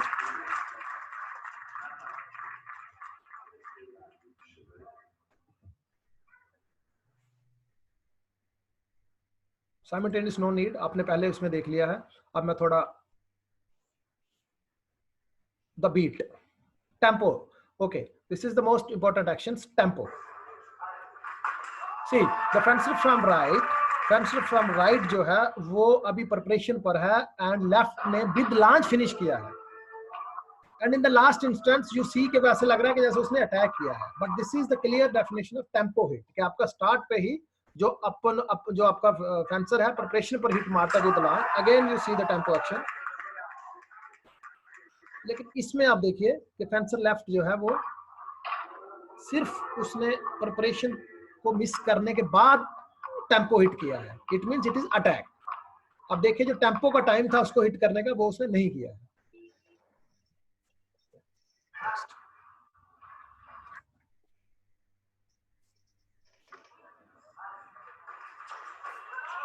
Okay.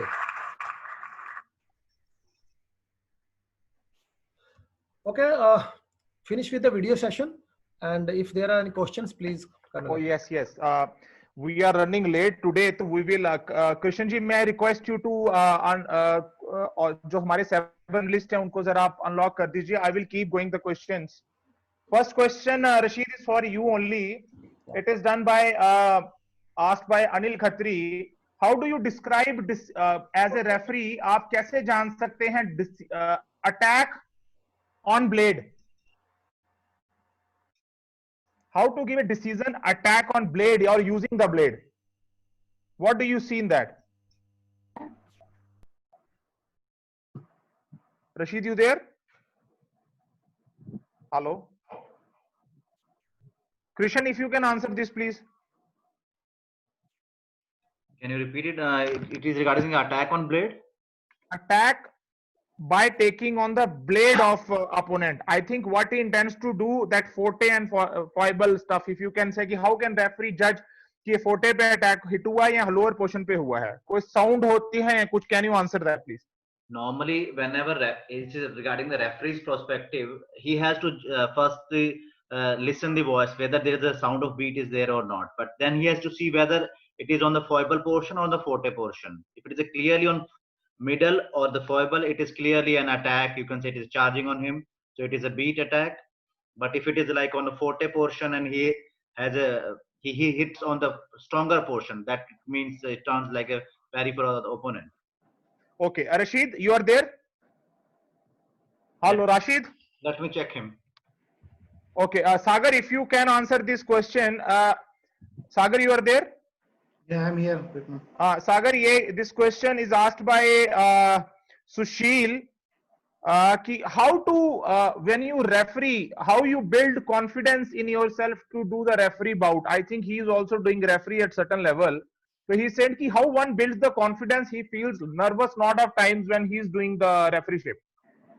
Whenever we are starting a referee of premier plays, obviously we feel the pressure because although we are confirmed कि हमारा action जो दिया हुआ ठीक है, फिर भी अगर कोई अच्छे फेंसर खेल रहे तो स्टार्टिंग के पोजीशन में हर किसी को थोड़ा सा टेंशन आता है, but you have to concentrate on the action what you no.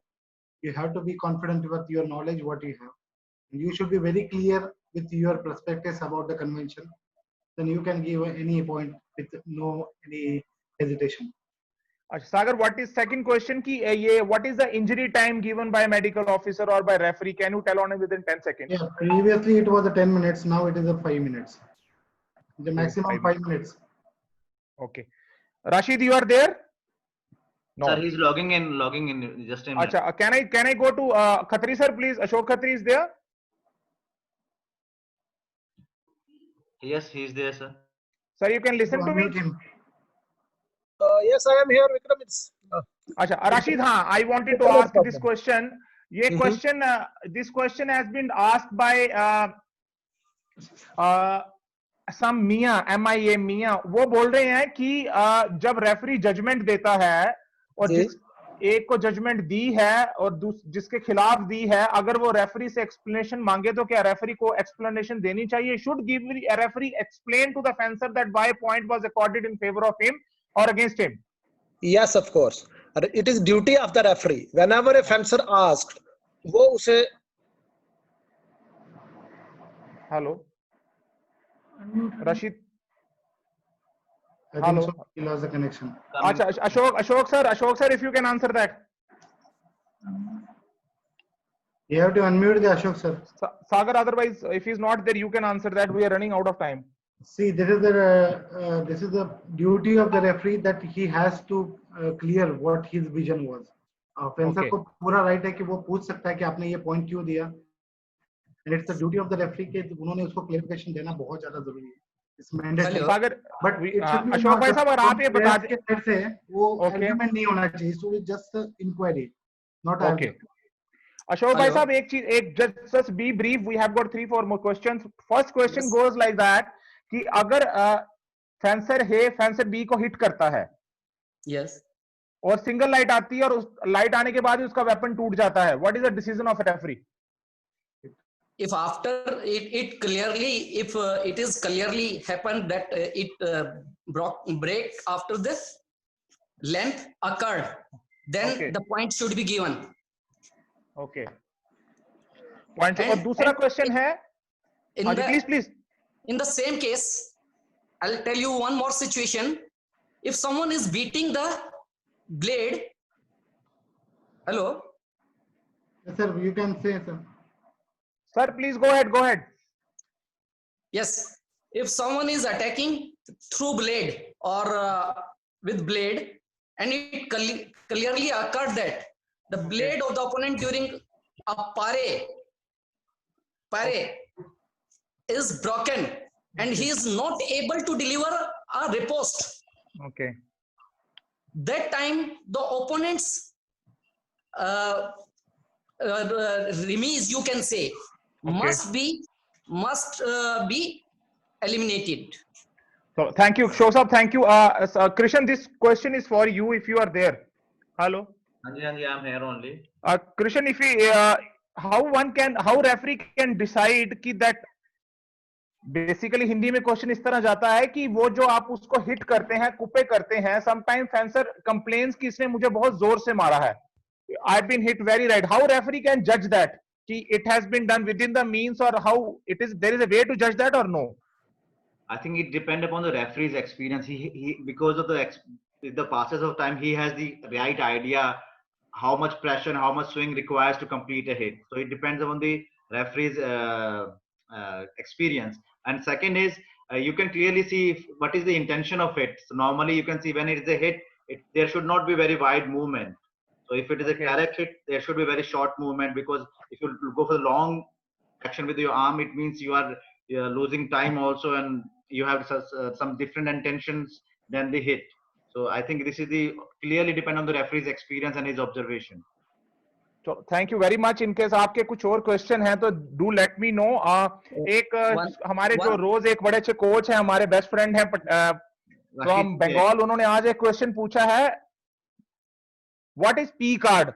Pandey ji, P card is not in the Saber, P card is in the EP, and when Mohit sir and Ashok sir is taking the lesson in the next week, they'll teach you about the P card also. And we have got a referee, how to do referee EP class by Deepak Singh Patel. In that you can ask that question. Now, before we log out, if any question. Excuse me, tell me. Hello. yes, Hello. yes, Hello. Vikram, I am back. I If can, any question, speak, just let me know. okay, I can okay, yes. speak a word. Hello. Yeah, please, please. We left that question in if there is 41 fencer won and he throw the भाई साहब mask. ये बहुत सी request आ रही है, if you can say in Hindi also, बड़े हिंदी वाले भी हैं तो थोड़ा जल्दी हो जाएगा इनके लिए. मास्क अगर कोई जीतने के बाद फेंकता है कोई भी फेंसर, हमने वो बीच में छोड़ दिया था, Okay. तो वो काउंट किया जाएगा स्पोर्ट्समैनशिप के against. Okay. Rule is 4th group of offence में आता है स्पोर्ट्समैनशिप के अगेंस्ट. Okay. और उस स्पोर्ट्समैनशिप के अंदर जब इस रूल को पढ़ोगे, आप पीछे जाओगे तो T123 में clearly says technical rule T1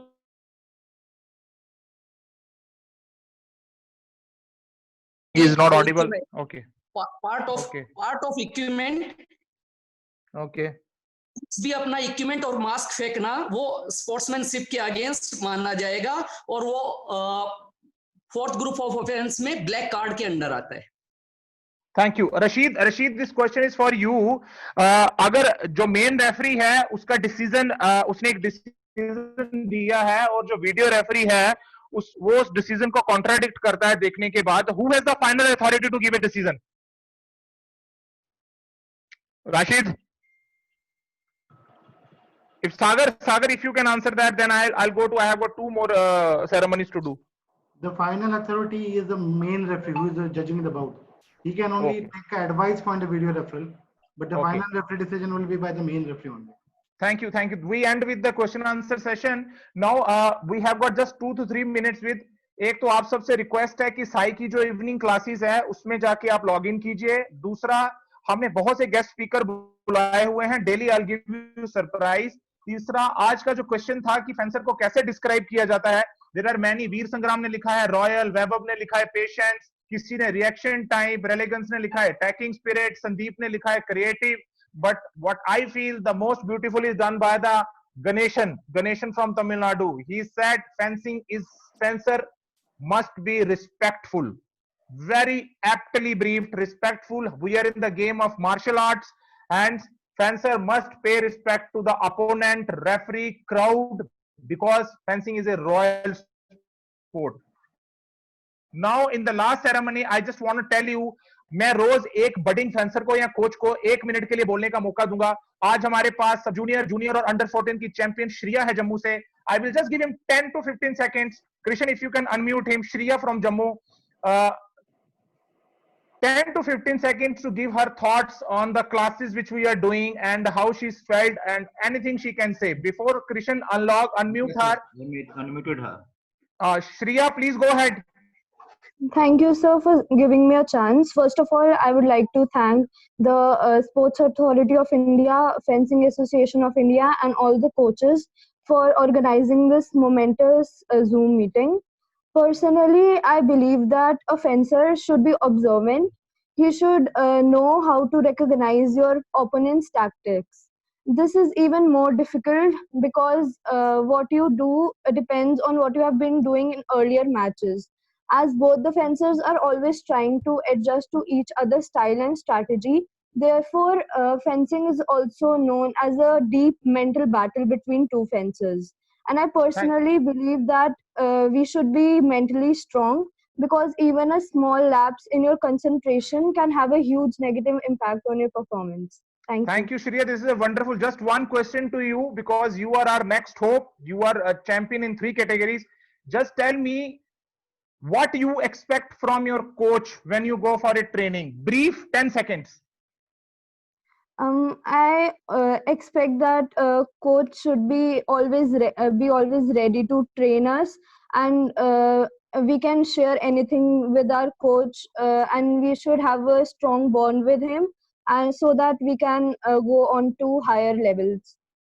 Great. Thank you very much, beta. Keep doing your practice. Your words were very good. You should have a faith and bonding with your coach because there's a research in US which says that the people who have been playing, they trust their coach more than their parents also. I can talk on that for a longer time when in my session will come. Thank you very much. Now, for today, I will recommend you two YouTube TED Talks you must see. First, Understanding the Olympic Mindset. Understanding the Olympic Mindset. It is on TED Talk. Please write that. And second thing, आप सबको ये पता होना चाहिए, the Coach of the Century award was given to John Wooden. Who's John Wooden? He was a basketball coach of USA who has changed the game of USA basketball. There is a TED Talk given by him. Difference between winning and succeeding. Difference between winning and succeeding. जिसमें उन्होंने बताया है कि how coach should work. Please, all of you, see that. Stay safe. Like the Fencing Association of India's page book. Please be log in tomorrow at 9:45. Please take care of yourself. Make notes. Give feedback. Thank you very much, Rashid, for a wonderful session. I know there were some internet problems. We will again get you in the expert panel. You are all requested to log out. Thank you very much for your cooperation. Thank you very much.